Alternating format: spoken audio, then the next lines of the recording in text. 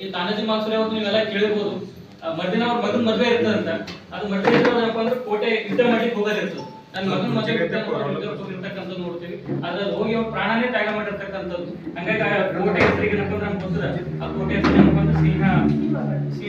ಸಿಂಹಗಡ ಅಂತ ಕರೀತಾರೆ. ಸೊ ಇಂಥ ಅನೇಕ ಇತಿಹಾಸಗಳು ಇವರು ಸಮಾಜ ಮಾಧ್ಯಮ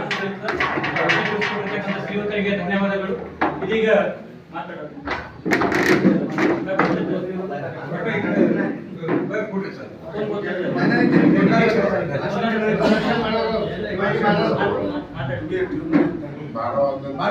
ಇನ್ನೊಂದು ಈ ಕಾರ್ಯಕ್ರಮದಲ್ಲಿ ಪುರಾಣಿ ಶಿವಪ್ರೀತ್ ಶಿವಾಜಿ ಮಹಾರಾಜ ಮಾತಾಡ್ತಾರೆ. ಅವರು ಕೇಳಬೇಕು ವಿನಂತಿ ಮಾಡ್ತಾರೆ.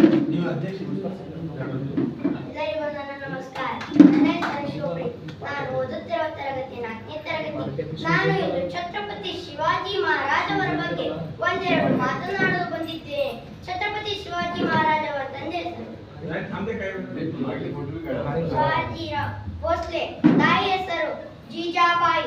ಅವರ ತಂದೆ ಶಹಾಜಿರಾವ್ ಭೋಸ್ಲೆ ಅವರು ಬಿಜಾಪುರದ ಆದಿಲ್ ಶಾಹಿಯಲ್ಲಿ ಕೆಲಸವನ್ನು ಮಾಡ್ತಾ ಇದ್ದರು.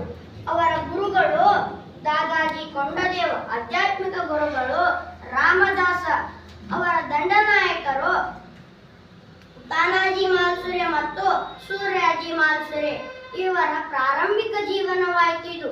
ಇವರಿಗೆ ಯಾವೆಲ್ಲ ಸಾಧನೆಗಳು ಮಾಡಿದರು, ಯಾವೆಲ್ಲ ಬಿರುದುಗಳು ಸಿಕ್ಕಿದವು ಎಂದರೆ, ಇವರಿಗೆ ಬೆಟ್ಟದ ಇಲಿ ಎಂಬ ಬಿರುದು ಸಿಕ್ಕಿತು, ಛತ್ರಪತಿ ಎಂಬ ಬಿರುದು ಸಿಕ್ಕಿತು, ಗೋ ಬ್ರಾಹ್ಮಣ ಪ್ರತಿಪಾಲಕ ಎನ್ನುವ ಬಿರುದು ಸಹ ಇವರಿಗೆ ಸಿಕ್ಕಿತು. ಛತ್ರಪತಿ ಶಿವಾಜಿ ಮಹಾರಾಜ್ ಅವರು 16ನೇ ವಯಸ್ಸಿನಲ್ಲಿಯೇ ಯುದ್ಧವನ್ನು ಮಾಡ್ತಾ ಇದ್ರು. ಹೀಗೆ ಒಂದು ದಿನ ತಾಯಿ ಜೀಜಾಬಾಯಿ ಮತ್ತೆ ಛತ್ರಪತಿ ಶಿವಾಜಿ ಮಹಾರಾಜ್ ಅವರು ಇಬ್ಬರು ಸಹ ಪಗಡೆ ಆಟವನ್ನು ನೋಡ್ತಾ ಇದ್ದರು. ಆಗ ಜೀಜಾಬಾಯಿ ಹೇಳುತ್ತಾರೆ, ನಾನು ಪಗಡೆ ಆಟದಲ್ಲಿ ಗೆದ್ದರೆ ನೀನು ಕೇಳುವುದನ್ನು ನಾನು ಕೊಡುವೆ, ನಾನು ಗೆದ್ದರೆ ನಾನು ಕೇಳುವುದನ್ನೇ ನೀನು ಕೊಡಬೇಕು ಎಂದಾಗ, ಆಯ್ತು ಆಡೋಣ ಅಂತೇಳಿ ಆಡುತ್ತಾರೆ. ಆಗ ಪಗಡೆ ಆಟವನ್ನು ಆಡಿದಾಗ ಜೀಜಾಬಾಯಿ ಅವರು ಗೆಲ್ಲುತ್ತಾರೆ. ಆಗ ಜೀಜಾಬಾಯಿ ಹೇಳುತ್ತಾರೆ, ನನಗೆ ಆ ಕೊಂಡಾಣ ದುರ್ಗ ನೀನು ಗೆದ್ದಿಕೊಡಬೇಕು ಎಂದು ಹೇಳಿದಾಗ ಕೊಂಡಾಣ ದುರ್ಗವು ಮೊಘಲರ ವಶದಲ್ಲಿತ್ತು. ಆಗ ಛತ್ರಪತಿ ಶಿವಾಜಿ ಮಹಾರಾಜ್ ಅವರು 12-16 ವಯಸ್ಸಿನವರಷ್ಟೇ. ಅವರು ಏನನ್ನೂ ತೋಚದೆ ಖಡ್ಗವನ್ನು ಹಿಡಿದು ಕುದುರೆಯನ್ನು ಏರಿ ಕೊಂಡಾಣ ದುರ್ಗವನ್ನು ಗೆಲ್ಲಲು ಹೋಗುತ್ತಾರೆ. ಆಗ ಕೊಂಡಾಣ ದುರ್ಗವನ್ನು ಗೆದ್ದು ಜೀಜಾಬಾಯಿಗೆ ಕೊಡುತ್ತಾರೆ. ಆಗ ಅವರು ಛತ್ರಪತಿ ಶಿವಾಜಿ ಮಹಾರಾಜ್ ಅವರು ಆಗ್ರಾಕ್ಕೆ ಭೇಟಿ ನೀಡುತ್ತಾರೆ.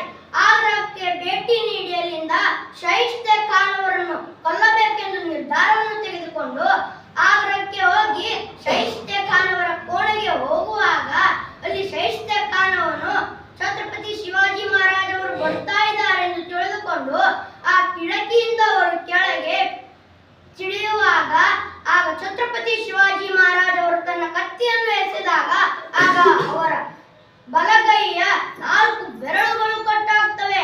ಆಗ ಶೈಸ್ತೆ ಖಾನ್ ಅವರಿಗೆ ತಿಳಿಯುತ್ತದೆ, ಛತ್ರಪತಿ ಶಿವಾಜಿ ಮಹಾರಾಜ್ ಅವರು ಮಾಮೂಲು ಮನುಷ್ಯನಲ್ಲ ಎಂದು ತಿಳಿದುಕೊಂಡು ಶೈಸ್ತೆ ಖಾನ್ ಅವರು ಅಫ್ಜಲ್ ಖಾನ್ ಅವರ ಹತ್ತಿರ ಹೋಗುತ್ತಾರೆ.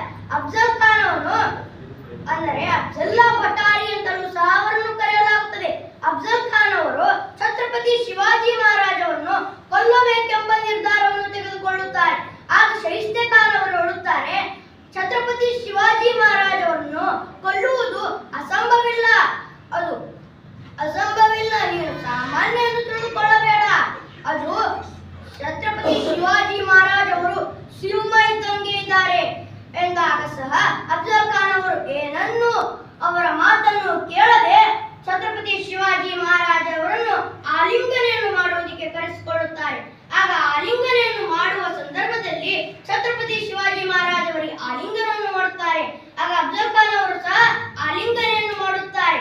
ಆಗ ಆಲಿಂಗನೆಯನ್ನು ಮಾಡುವಾಗ ಹುಲಿಯ ಉಗುರಿನಿಂದ ಅವರು ಅಫ್ಜಲ್ ಖಾನ್ ಅವರನ್ನು ಕೊಲ್ಲುತ್ತಾರೆ, ಅಂದರೆ ಅವರ ಹೊಟ್ಟೆಯನ್ನು ಸುಳ್ಳು ಬಿಡುತ್ತಾರೆ. ಆಗ ಅಫ್ಜಲ್ ಖಾನ್ ಅವರನ್ನು ಮರಣವನ್ನು ಹೊಂದುತ್ತಾರೆ. ಅಫ್ಜಲ್ ಖಾನ್ ಅವರು ಮರಣವನ್ನು ಹೊಂದಿದಾದ ನಂತರ ಆಗ ಹೀಗೆ ಏನಾಯ್ತೆಂದರೆ, ತಾನಾಜಿ ಮಾಲ್ಸುರೆ ಅವರ ಮಗನ ಮದುವೆ ಇರುತ್ತದೆ. ಆಗ ಮಗನ ಮದುವೆಯನ್ನು ಮಾಡುವ ಸಂದರ್ಭದಲ್ಲಿ ಛತ್ರಪತಿ ಶಿವಾಜಿ ಮಹಾರಾಜ್ ಅವರ ತಂದೆ ಬಂಧನದಲ್ಲಿದ್ದರು. ಆಗ